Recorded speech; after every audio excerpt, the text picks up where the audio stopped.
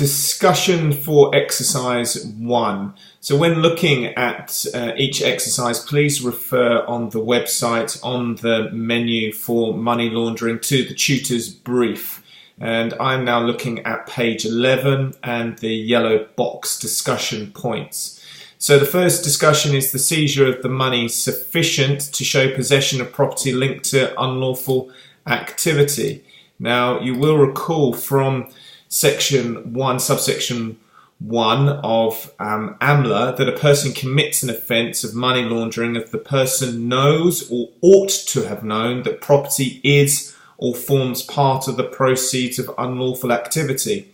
Here we have 5 grams of cocaine and then we have the money, but is there any link between the money and the drugs?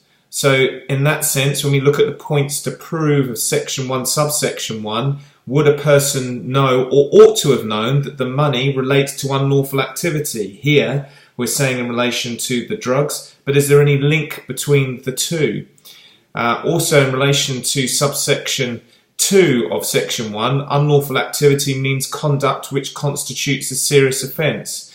Albeit we don't have to say the predicate offence, remembering Anwar, there are 2 ways in terms of the irresistible inference. But is there an irresistible inference in this case? There's the money and then there are 5 grams of cocaine. Is the cocaine just for personal use? What says that this money has any link to any unlawful activity?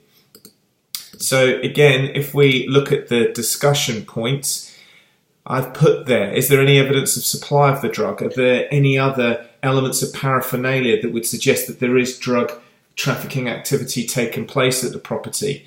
So further investigations, is a production order available? Should we be looking at the subject's account? Who is the subject? Is it a shared property? Where was the money found in association with the drugs?